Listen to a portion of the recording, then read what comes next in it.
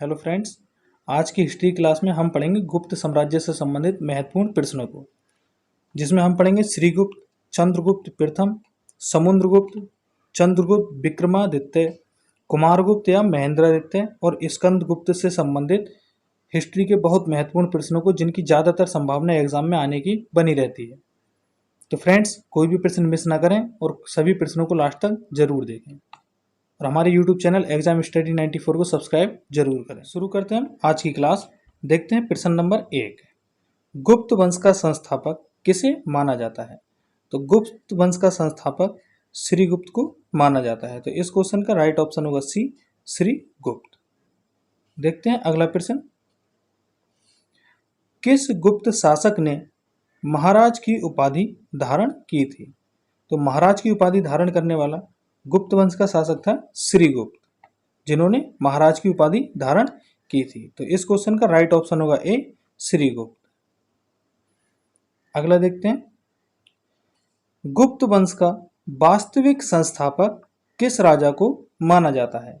तो गुप्त वंश का वास्तविक संस्थापक चंद्रगुप्त प्रथम को माना जाता है। तो इस क्वेश्चन का राइट ऑप्शन होगा डी, चंद्रगुप्त प्रथम। देखते हैं अगला प्रश्न। चांदी के सिक्के चलाने वाला प्रथम गुप्त शासक कौन था? तो चांदी के सिक्के चलाने वाला प्रथम गुप्त शासक था चंद्रगुप्त प्रथम। इस क्वेश्चन का राइट ऑप्शन होगा सी, चंद्रगुप्त प्रथम। देखते हैं अगला प्रश्न। इतिहासकार विंसेंट स्मिथ ने किस गुप्त शासक को भारत का नेपोलियन कहा है? तो इतिहासकार विंसेंट स्मिथ ने समुद्रगुप्त को भारत का नेपोलियन कहा है।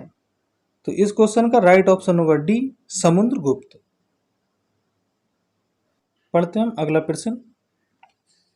किस गुप्त शासक ने अश्वमेध पराक्रम और कविराज की उपाधि धारण की थी? तो अश्वमेध पराक्रम और कविराज की उपाधि धारण की थी समुद्रगुप्त ने। तो इस क्वेश्चन का राइट ऑप्शन होगा सी, समुद्रगुप्त। देखते हैं हम अगला प्रश्न। गुप्त शासक समुद्रगुप्त ने कौन सी प्रमुख उपाधियां धारण की थीं? तो गुप्त शासक समुद्रगुप्त ने व्याघ्र पराक्रमांक, अप्रीतिरथ पराक्रमांक और परम भागवत, ये प्रमुख उपाधियां धारण की थीं। तो इस क्वेश्चन का राइट ऑप्शन जो होगा वो होगा ए, वी, सी और डी, यानी कि चारों। उन्होंने समुद्रगुप्त ने चारों उपाधियां धारण की थी। देखते हैं अगला प्रश्न। गुप्त शासनकाल में देवी कुमार गुप्तम नाटक की रचना किसने की? तो देवी कुमार गुप्तम नाटक की रचना की थी विशाख दत्त ने। तो इस क्वेश्चन का राइट ऑप्शन होगा वी, विशाख दत्त। देखते हैं अगला प्रश्न। चंद्रगुप्त विक्रमादित्य ने किसे अपनी दूसरी राजधानी बनाया था? तो चंद्रगुप्त विक्रमादित्य ने उज्जैनी को अपनी दूसरी राजधानी बनाया था। तो इस क्वेश्चन का राइट ऑप्शन होगा वी, उज्जैनी। देखते हैं अगला प्रश्न। किस गुप्त शासक के शासनकाल में चीनी यात्री फहियान भारत आया था? तो चीनी यात्री फहियान चंद्रगुप्त द्वितीय के शासनकाल में भारत आया था, जिन्हें हम चंद्रगुप्त द्वितीय, जिन्हें हम चंद्रगुप्त विक्रमादित्य भी कहते हैं। तो इस क्वेश्चन का राइट ऑप्शन होगा डी, चंद्रगुप्त विक्रमादित्य, चंद्रगुप्त द्वितीय। देखते हैं अगला प्रश्न। किस गुप्त शासक के शासनकाल में नालंदा विश्वविद्यालय की स्थापना की गई थी? तो नालंदा विश्वविद्यालय की स्थापना की गई थी कुमारगुप्त के शासनकाल में। तो इस क्वेश्चन का राइट ऑप्शन होगा वी, कुमारगुप्त।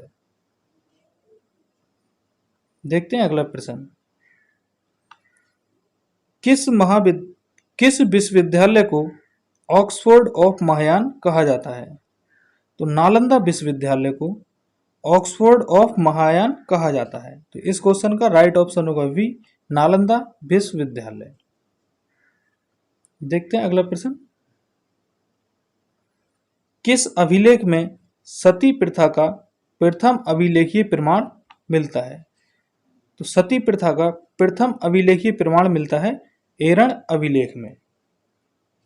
तो इस क्वेश्चन का राइट ऑप्शन होगा बी, एरण अभिलेख। देखते हैं नेक्स्ट प्रश्न। गुप्तकालीन सोने के सिक्के क्या कहलाते थे? तो जो गुप्त काल में सोने के सिक्के होते थे वह कहलाते थे दिनार। तो इस क्वेश्चन का राइट ऑप्शन होगा ए, दिनार।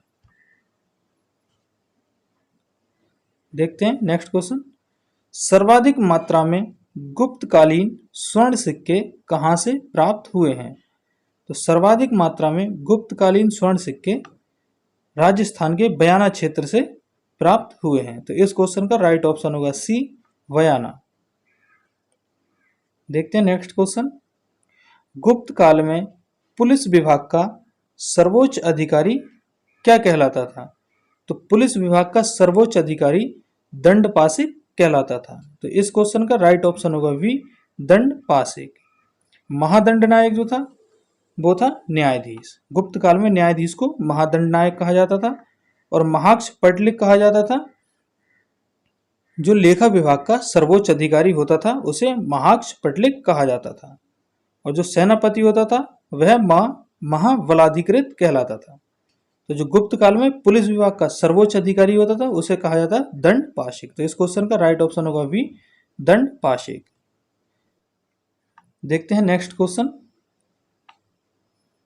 गुप्त काल में नगद तथा अन्य के रूप में लिए जाने वाला कर कहलाता था। तो जो कर नगद लिया जाता था उसे कहते थे हिरण्य और जो अन्य के रूप में लिया जाता था उसे कहते थे में। तो इस क्वेश्चन का राइट ऑप्शन होगा ए और वी दोनों। और ये भोग जो कर था तो राजा को प्रतिदिन दैनिक वस्तुओं के रूप में दिए जाने वाला कर भोग कहलाता था और स्थायी कृषकों पर लगाए जाने वाला भूमि कर उद्रम कहलाता था। देखते हैं अगला प्रश्न। शल्य चिकित्सा का पितामह किसे कहा जाता है? तो शल्य चिकित्सा का पितामह कहा जाता है सुश्रुत को।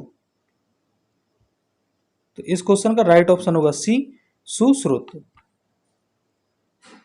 देखते हैं अगला प्रश्न। गुप्त काल में किसने पंच सिद्धांतिका नामक ज्योतिष ग्रंथ की रचना की थी? तो पंच सिद्धांतिका नामक ज्योतिष ग्रंथ की रचना की थी बारहमिहिर ने। तो इस क्वेश्चन का राइट ऑप्शन होगा वी, बारहमिहिर।